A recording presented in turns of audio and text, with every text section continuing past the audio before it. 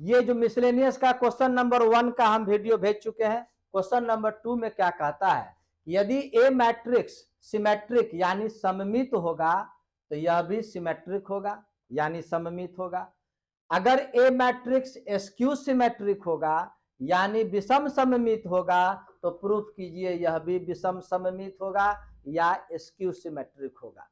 तो इसके लिए हम क्या करेंगे, कोई भी मैट्रिक्स सिमेट्रिक है या स्क्यू सिमेट्रिक है उसके लिए रूल है इसका ट्रांसपोज किया जाता है। तो हम इसका ट्रांसपोज करते हैं सॉल्यूशन में। देखो बी का ट्रांसपोज ए बी का होल ट्रांसपोज करेंगे। तो हम लोग एक थ्योरी पढ़े हुए हैं, ए बी का ट्रांसपोज अगर होगा ना तो यदि अलग अलग ट्रांसपोज करेंगे तो इसको पलट देते हैं, ये याद रखना, ये थ्योरी में पढ़ाई हुई थी। तो यहाँ तो गौर करोगे दो मैट्रिक्स का प्रोडक्ट है जबकि यहाँ 3 मैट्रिक्स का प्रोडक्ट है। तो क्या करें हम लोग, इस किसी दो को एक मैट्रिक्स कुछ देर के लिए मान लें। जैसे देखो इसको हम ब्रैकेट में लिख दिए और होल ट्रांसपोज कर दिए। अब यहाँ पर ए के जगह पर ये आ गया और बी के जगह पर ये टोटल आ गया। तो इस प्रोसेस में अगर अलग अलग ट्रांसपोज करोगे, इंप्लाइज करके लिखते चले जाओ, क्लियर। तो क्या करोगे, ये ए बी का पलट देंगे ना, बोले ना पलट देते हैं, तो ट्रांसपोज और इसका ट्रांसपोज, ये तो पहले से है और एक यहां दिए।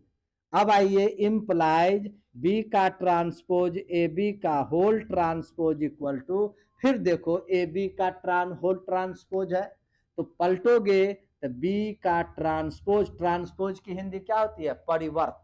रो को कॉलम में, कॉलम को रो में बदला जाता है। अब यहां पर क्या पढ़े थे, यह भी एक पढ़े थे कि यदि 2 बार अगर ट्रांसपोज करोगे तो वापस ए आ जाता है और यदि 3 बार ट्रांसपोज करते हैं तो ट्रांसपोज में आता है। ये सब थ्योरी है, प्रॉपर्टीज है। तो यहां पर 2 बार किए हो, 2 टाइम्स ट्रांसपोज किए हो तो यह सिंपल बी हो जाएगा। अब आइए यहां पर क्या बोला, यदि ए सिमेट्रिक है यानी सममित है। सेकंड केस में क्या है, ए स्क्यू सिमेट्रिक है। तो दोनों केस को लेके चलते हैं। केस 1 को लेके चलते हैं, इफ ए इज सिमेट्रिक, तो क्या होगा, जब यह सममित होगा यानी सिमेट्रिक होगा तो उस कंडीशन में ए का ट्रांसपोज, ये याद रखना होगा तुमको, ए के इक्वल होता है। तो जहां ए का ट्रांसपोज है वहां ए लिखोगे, तो यहां पर भी ए का ट्रांसपोज है तो यहां सिंपल ए लिखोगे कि नहीं। तो देयरफॉर बी का ट्रांसपोज ए बी का होल ट्रांसपोज, बी का ट्रांसपोज ए के ट्रांसपोज की जगह क्या लिख दोगे, ए बी। तो क्या देख रहे हो, जिस मैट्रिक्स का ट्रांसपोज कर रहे हैं वह मैट्रिक्स सेम टू सेम आ गया, इसका मतलब यह सिमेट्रिक है। हिंदी में यदि ए सममित होगा तो यह भी सममित होगा। अब केस 2 में क्या बोला, if A is skew symmetric, तो चलो केस 2 ले लो। केस 2 में क्या लिखोगे, if A is skew symmetric. अब जब ए स्क्यू सिमेट्रिक होता है तो उसका रूल क्या है, ए का ट्रांसपोज माइनस ए के इक्वल होता है। अब बोलो यहां पर फिर लाओगे, इसको 1 मान लो, ज्यादा बेहतर होगा। तो फ्रॉम 1 से क्या करोगे, जहां ए का ट्रांसपोज है वहां क्या लिख दोगे, माइनस ए। तो माइनस ए लिखोगे तो बी का ट्रांसपोज ए बी का ट्रांसपोज, ये तो लिख दिए। अब इक्वल टू ये बी का ट्रांसपोज और ए का ट्रांसपोज के जगह माइनस ए लिखोगे और यह बी लिखोगे, क्लियर। अब ये माइनस तो बाहर लिख सकते हो ना, तो यहां पर क्या लिख दोगे, बी का ट्रांसपोज ए बी का whole transpose equal to minus B का ट्रांसपोज ए। और रूल क्या है, यही ना रूल है, यहां पर घेर देते हैं, यदि ए सिमेट्रिक है तो क्या होता है, ए का ट्रांसपोज ए के बराबर, या उल्टा बोलो, यदि ए का ट्रांसपोज ए के बराबर है, जिसका ट्रांसपोज निकाले उसी के बराबर आ गया तो वह सिमेट्रिक, और जिसका ट्रांसपोज निकाले उसके निगेटिव के बराबर आ गया तो वो क्या हो जाता है, स्क्यू सिमेट्रिक। उसी आधार पर इसको बनाया गया।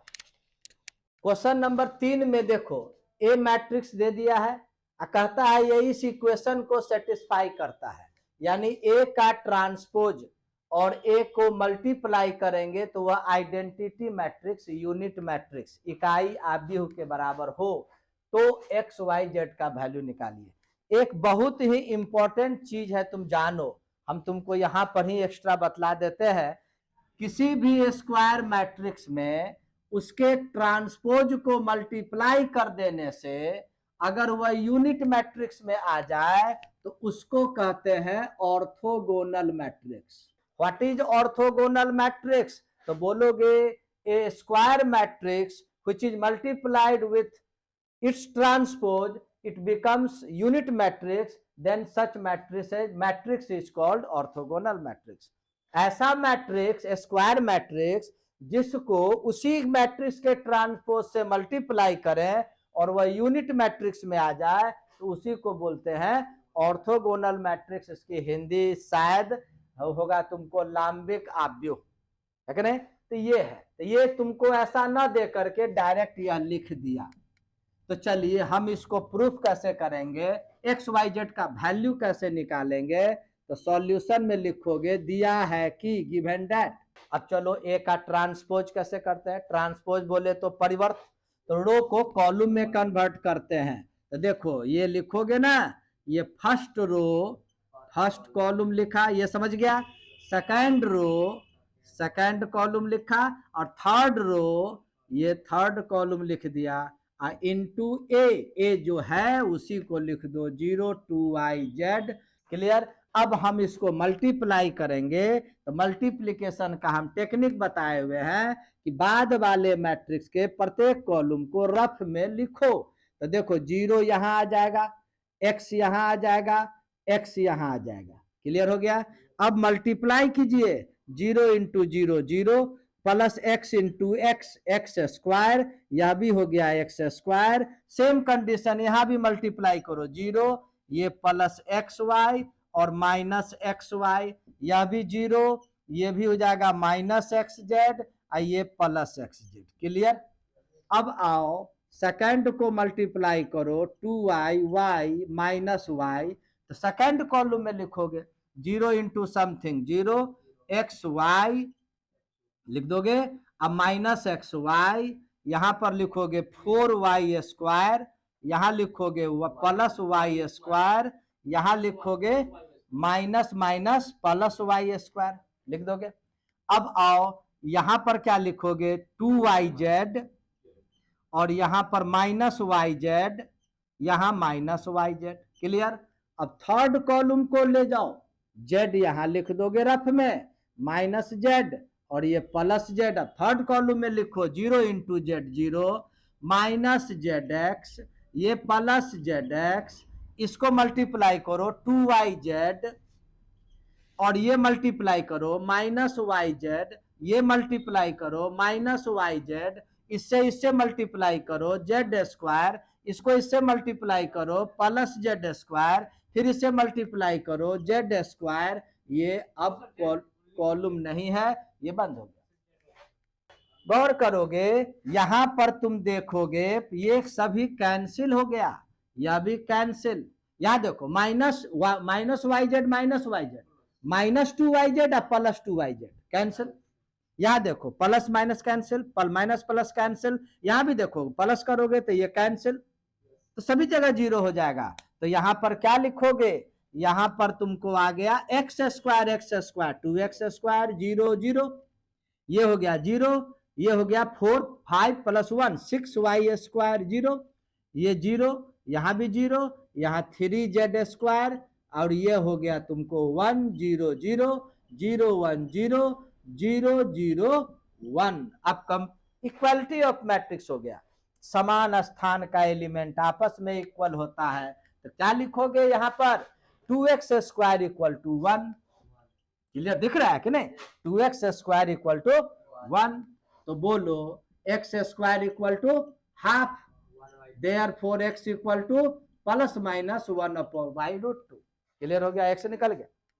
देखो 6y square equal to 1, 6y square equal to 1, तो y square equal to 1 by 6, तो y equal to plus minus 1/√। क्या यहां देखो 3z² इक्वल टू 1, तो लिख दोगे 3z² इक्वल टू 1, तो z equal to plus minus 1/√3। इस प्रकार से ये क्वेश्चन बनता है और ये ऑर्थोगोनल का डिफिनेशन भी बतला दिए, इसको याद रखें। ए मैट्रिक्स दिया हुआ है, कहता है ये जीरो मैट्रिक्स होगा, दिखलाइए। हम LHS में इसको लिखते हैं, ए स्क्वायर मीन्स क्या होता है, ए इंटू ए, तो ए इंटू ए यानी ए को 2 बार मल्टीप्लाई करना है, तो ए को लिख दो 3 1 माइनस 1 2, यहां भी लिख दो 3 1 माइनस 1 2, और माइनस 5 इंटू अगेन ए को लिखो 3 1 माइनस 1 2, और प्लस 7। ये है आइडेंटिटी मैट्रिक्स, तो सभी सेकंड ऑर्डर का है, तो हम आइडेंटिटी मैट्रिक्स भी सेकंड ऑर्डर का ही लिखेंगे। अब चलो सॉल्व करो। फिर ये दो मैट्रिक्स का मल्टीप्लिकेशन है, तो क्या बोले, रफ में 3 माइनस 1 लिखो और मल्टीप्लाई करो, 3 3 जा 9 और माइनस 1, क्या, और -3 और -2, सेकंड कॉलम को भेजो, तो 3 + 2, ये -1 + 2 2 जा 4, ये ब्रैकेट बंद। क्लियर। अब नियम है, कोई भी स्केलर क्वांटिटी को मैट्रिक्स से जब मल्टीप्लाई करते हैं तो सभी से मल्टीप्लाई करते हैं, तो 15 5 -5 10, यहां भी 7 मल्टीप्लाई करोगे, 7 0 0 7। क्लियर हो गया। अब आइए यहां पर देखो, 9 - 1 8, 5, ये -5, ये 3, और ये माइनस, ये 15, ये 5 -5 10 + 7 0 0 7। क्लियर। अब आओ यहां पर माइनस करो, तो 8 - 15 -7, 5 - 5 0, -5 माइनस माइनस +5 0, और 3 - 10 -7, और ये प्लस, ये 7 0 0 7। क्लियर। -7 + 7 0, 0 + 0 0 + 0, यह भी 0। जिस मैट्रिक्स का प्रत्येक एलिमेंट 0 होता है उसको जीरो मैट्रिक्स कहते हैं, इसलिए यह जीरो मैट्रिक्स हुआ। और सुंदर करने के लिए इसको 2 × 2 ऑर्डर का लिख सकते हैं। इस टाइप का क्वेश्चन एक और पहले बतलाए, इसमें क्या, पहले वाले में क्या किए थे, इन दोनों को मल्टीप्लाई किए थे। अब हम क्या करते हैं, इन दोनों को पहले मल्टीप्लाई करते हैं, मतलब दोनों हो सकता है। तो चलो इन दोनों को पहले मल्टीप्लाई करोगे, है कि नहीं, और x का वैल्यू फाइंड आउट करना है, तो यहीं पर हम ब्रैकेट दे दिए, तो इसको लिख देंगे x - 5 - 1, और मल्टीप्लाई करोगे तो रफ में क्या लिखोगे, कॉलम को यहाँ लिखते हो हॉरिजॉन्टल, x 4 1। अब मल्टीप्लाई करो, x × 1x प्लस 4 × 0 0, 2 × 1 2, ये x × 0 0, 4 2 जा 8, 1 1 जा 1, x × 2 यानी 2x, 4 × 0 0, 1 × 3 3, एक ही कॉलम है इसलिए स्टॉप हो गया, इक्वल टू 0। क्लियर। अब आओ इस यहाँ पर, फिर अब क्या करोगे, इसको थोड़ा सॉल्व कर दो, x - 5 - 1, इसको सॉल्व करोगे, x + 2, ये 9, और ये 2x + 3 इक्वल टू 0। अब चलिए फिर मल्टीप्लीकेशन होगा दो मैट्रिक्स का, तो फिर बाद वाले मैट्रिक्स का एक ही कॉलम है ना जी, तो इसको रफ में ऐसे लिखोगे, x + 2, ये 9, ये 2x + 3, ये रफ में लिख रहे हैं, है नहीं। तो अब इससे मल्टीप्लाई करो, इसको इससे मल्टीप्लाई करो, x से जब मल्टीप्लाई करोगे x² + 2x, -5 को 9 से करोगे तो -45, -1 से करोगे तो -2x -3, बंद 0। देखो एक ही रो एक कॉलम है, तो एक रो एक कॉलम का जीरो मैट्रिक्स लिख दिया। इसको थोड़ा सॉल्व कर दो, क्या लिखोगे, अरेंज, देखो 2x कैंसिल, तो ये हो गया x² - 48 इक्वल टू ये 0, यानी x² - 48 equal to 0, x² equal to 48, x equal to ±4√3। Question number 7 को अधूरा लिखे हैं। दो जगह मार्केट है, एक मार्केट 1 है, एक मार्केट 2 है। कमोडिटी आइटम, कोई भी वस्तु जो है XYZ 3 है, एक्स का यूनिट वन यूनिट 1 एक्स का वैल्यू है 2.5 रुपया, इसका 1.5, इसका है 1 रुपया। तो फर्स्ट मार्केट में देखो इतना प्रोडक्ट है 10,000, 2,000, 18,000, तो बोलिए टोटल इसको कितना आमदनी हुआ। मार्केट 2 में कितना आमदनी हुआ। तो इस टाइप का जब भी कोई प्रॉब्लम हो ना, तो किया जाता क्या है, अगर मान लिया जाए इसको अमाउंट को, अगर मान लो कॉल ये रो वाइज लिख देते हो, तो रेट को कॉलम वाइज लिखो। फर्स्ट मार्केट में क्या देखो, इसको लिख दो रो वाइज 10,000, 2,000 और 18,000 इनटू, अब इसको लिख देंगे हम कॉलम वाइज 2.50, 1.50, 1.00। अब इसको मल्टीप्लाई करो, मल्टीप्लाई करोगे तो बोले हैं कॉलम को रफ में हॉरिजॉन्टली लिखिए 2.50, 1.50, ये रफ में लिखते हैं 0। अब इसको मल्टीप्लाई कर दो, 10,000 को इससे मल्टीप्लाई करो, कितना आएगा, इसको इससे मल्टीप्लाई करो, इसको इससे मल्टीप्लाई करके सभी को प्लस कर दो। चलो मल्टीप्लाई करो कितना होता है। इसी प्रकार से अगर मान लो मार्केट 2 का निकालना होगा, तो देखो यहां पर अमाउंट, यहां पर इसके जगह पर अब लिख दोगे इन तीनों को, और रेट तो यही है, फिर ऐसे ही मल्टीप्लाई करके प्लस कर दोगे, आंसर तैयार हो जाएगा। और इसी टाइप से 7B का भी क्वेश्चन बनता है। लास्ट क्वेश्चन देखो, ए स्क्वायर मैट्रिक्स है और ये दिया हुआ है, इसका वैल्यू क्या होगा। हम लोग सॉल्व करें, लेकिन एक कंडीशन दिया हुआ है, देखो गौर करो, ए स्क्वायर इक्वल टू ए। यहां भी तुम बहुत इंपॉर्टेंट चीज जान लो, ऐसा स्क्वायर मैट्रिक्स जिसका स्क्वायर करें और वह वही मैट्रिक्स आ जाए, तो इसको बोलते हैं आइडेम्पोटेंट मैट्रिक्स। जिस स्क्वायर मैट्रिक्स का स्क्वायर करने से वह मैट्रिक्स खुद आ जाए, तो उसको आइडेम्पोटेंट मैट्रिक्स कहते हैं। कॉम्पिटिटिव वाला क्वेश्चन में क्या करता, लिख देता such that A is an idempotent matrix, ये नहीं लिखता, इसलिए हम तुमको एक्स्ट्रा बतला दिए, है कि नहीं। अब इसको बनाने के लिए जो दिया हुआ है क्वेश्चन उसको लिखो, तुमको पता ही होगा a प्लस बी का होल क्यूब का फॉर्मूला, याद नहीं है तो हम लिख देते हैं। यहां पर a के जगह पर i है, b के जगह पर कैपिटल A है, तो हम इस फॉर्मूला को सेट करें तो लिखोगे i का क्यूब प्लस 3i का square into a plus 3i into a का स्क्वायर प्लस a का क्यूब माइनस 7 इंटू a, इसको लिख दिया।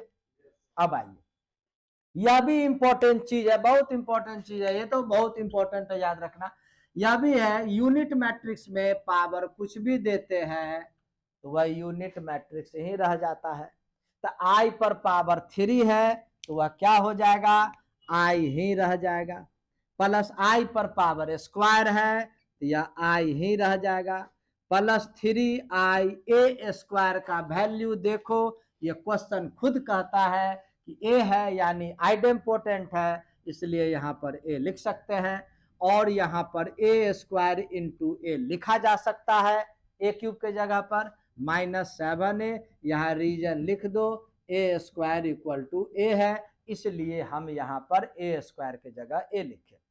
अब आओ एक और फॉर्मूला को याद रखो, यह भी फॉर्मूला तो दिया हुआ है क्वेश्चन में, एक और फॉर्मूला याद रखो, i इंटू a इंटू आई होता है, इस a होता है, इसीलिए i को आइडेंटिटी मैट्रिक्स कहा जाता है। तो यहां पर तुम देखो, ये तो i सिंपल है, i इंटू a को हम लोग a लिख सकते हैं, i इंटू a को a लिख सकते हैं। अब यहाँ a स्क्वायर को a लिख सकते हैं और यह a माइनस 7a। अब आइए 3a तो ये हो जाएगा तुमको 6a और प्लस a स्क्वायर को लिख सकते हैं a माइनस 7a, ये हो गया i प्लस 6a अब प्लस a यानी 7a और माइनस 7a कैंसिल, आंसर आ गया i। किस ऑप्शन में टिक लगाया जाए, तो ऑप्शन हुआ सी।